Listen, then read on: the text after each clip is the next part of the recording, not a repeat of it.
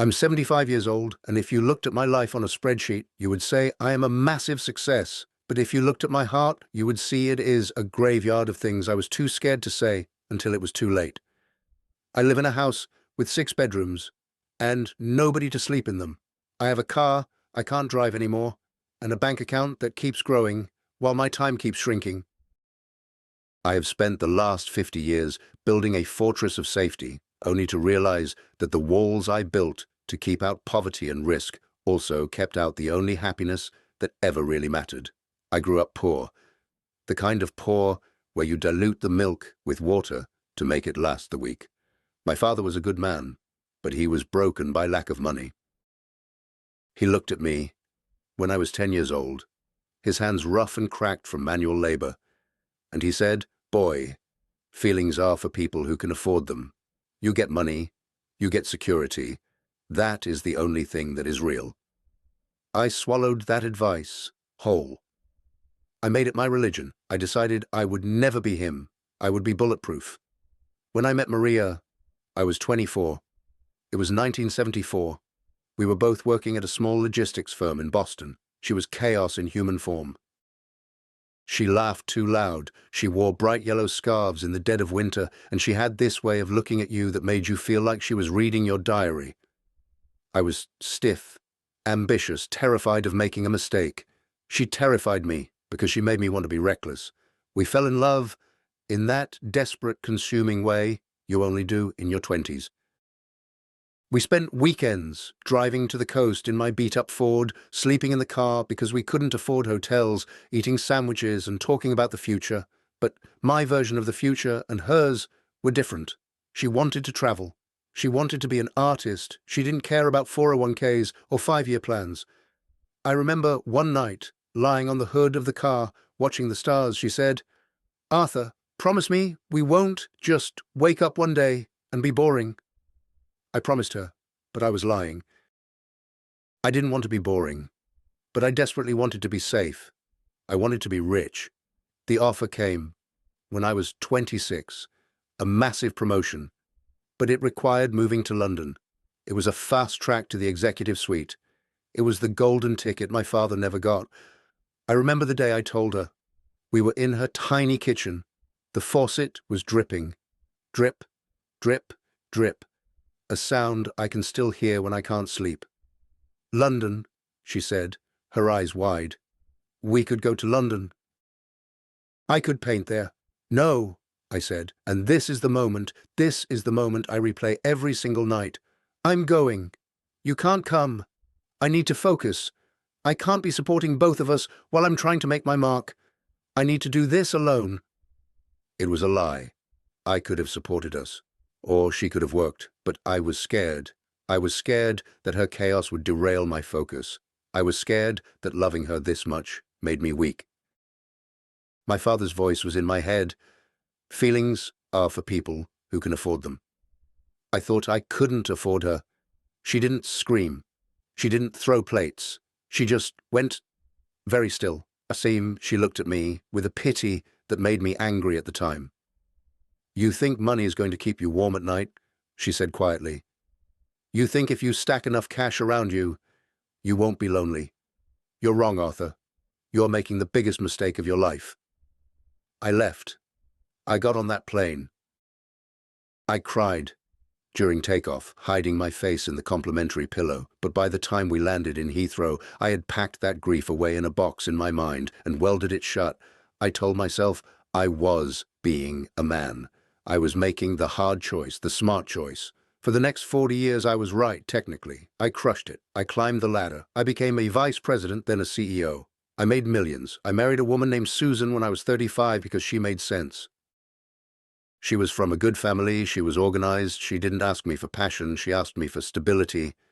We had a partnership, not a romance. We had 2 children. I paid for their colleges, their weddings, their down payments. I did everything a good provider is supposed to do. But I was a ghost in my own life. I sat at dinner tables and nodded while thinking about spreadsheets. I went on vacations to Italy and checked my email under the table. I was physically present, but emotionally on another planet. My wife sensed it. My kids sensed it. I was the wallet. not the dad. I was the provider, not the husband. And I told myself this was okay, because look at the house, look at the cars, look at the safety. I never looked up Maria, not once. I was too proud. I told myself she probably married some starving artist and lived a miserable, poor life. I told myself I won. I needed to believe I won, because if I didn't, the silence in my heart would have been too loud to bear. Then came the breaking point. It wasn't a heart attack or a stroke.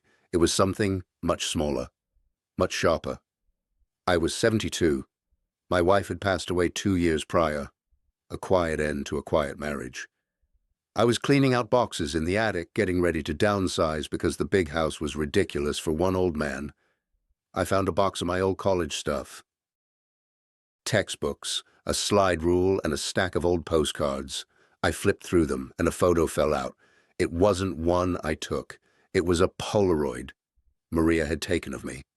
I was 25, laughing, my head thrown back, a smear of ice cream on my chin. I looked at that boy, and I didn't recognize him. He looked happy. He looked alive. On the back, in her handwriting, it said, "To the only man who makes me want to stay in one place." I sat on the dusty floor of my attic and stared at that photo for an hour. Then, for the first time in 50 years, I typed her name into Google. Maria Elena Santos. I expected to find nothing, or maybe a Facebook profile of a grandmother in Boston. Instead, I found an obituary. She had died 4 years ago. Breast cancer. I clicked on the link to the funeral home's tribute page. There was a video montage. I watched it, my hand shaking so hard I could barely hold the mouse. I saw pictures of her life. She had traveled. She had painted.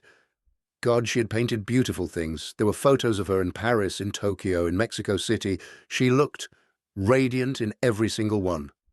But then I saw the family photos. She had never married. There were photos of her with nieces and nephews, lots of friends, but no husband. Then I scrolled down to the comments section of the obituary. Hundreds of comments from students she had taught, friends she had made, and one from a woman named Clara, her sister. It read, "To my beautiful sister, who loved the world so much even though she never quite got over the heartbreak of her 20s. You are free now." That sentence hit me like a physical blow to the chest. Never quite got over the heartbreak of her 20s. I had told myself a story that she moved on, that she forgot me, that I was just a blip on her radar. But she hadn't. She had carried me with her, just like I had carried her. But while I drowned my regret in work and money, she had tried to fill the void with art and travel. We had both spent our lives reacting to that one moment in the kitchen with the dripping faucet. I drove to the cemetery where she was buried. It was 3 states away. I stood over her grave for a long time. It was a sunny day, the kind of day she would have loved, and I spoke to the grass. I told her I was sorry. I told her I was a coward. I told her that I had millions of dollars and I would trade every single penny just to sit on the hood of a car with her one more time and eat a sandwich. That was my awakening.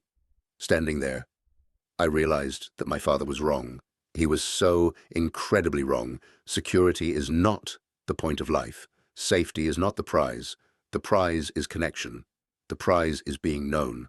The prize is loving someone so much it terrifies you and doing it anyway. I'd spent 75 years protecting myself from pain, and in doing so, I had protected myself from joy. I was safe, yes. I was also completely, utterly hollow. I went home, and I changed everything. I couldn't change the past. I couldn't bring Maria back, but I could stop living like a corpse. I stopped obsessing over the stock market. I sold the big house. I moved into a smaller place near the water because Maria always loved the water. I started painting. I'm terrible at it. Truly awful. My trees look like broccoli, and my oceans look like blue mud. But I do it because she did it. It makes me feel close to her.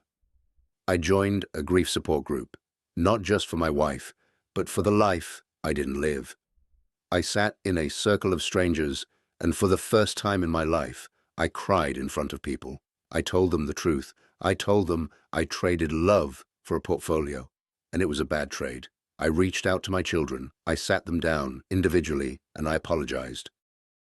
I said, I know I was a checkbook to you, not a father. I'm sorry. I was scared that if I stopped working, the world would fall apart. I want to know you now. My daughter cried. My son was angry at first, but he's coming around. We have Sunday dinner now. No phones allowed. We talk. It's awkward and sometimes painful, but it's real. I am finally becoming a human being at 75 years old. So here is my warning to you. And I want you to listen, really listen, because I am you from the future. I am the ghost of what happens when you play it safe. There is a voice in your head right now telling you to be practical. It's telling you that love is a distraction, that you need to focus on your career, that you can circle back to happiness later once you have made it. That voice is a liar. There is no later. Later is a myth. You do not have unlimited time. You have a tiny, fragile window of existence, and it is closing every single second. If you are in love with someone, if you have found that person who makes the world look brighter, do not let them go. Do not move to London without them. Do not break up with them because you think you need to find yourself.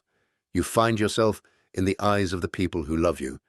If you are holding back words because of pride, swallow your pride. It tastes bitter going down, but it is nothing compared to the acid taste of regret you will have at 75. Call them. Text them. Show up at their door in the rain. Look like a fool. Be vulnerable. Risk having your heart broken, because a broken heart can heal, but a heart that has never been used just withers like an old apple. Don't be me. Don't be the guy with the perfect resume and the empty soul. Don't be the guy who has to visit a gravestone to say, I love you. Go to them. Right now. Turn this off and go to them. Tell them that they matter more than the job, more than the money, more than the fear. Build a life that feels good on the inside, not one that just looks good on the outside. I am 75 years old, and I am telling you, you are going to die one day. That is the only guarantee you have. When that moment comes, you won't be thinking about your bank balance. You won't be thinking about your job title. You will be thinking about a pair of eyes, a specific laugh, a hand in yours. Make sure you are holding that hand when the lights go out. Don't let go. Please, for the love of God, don't let go.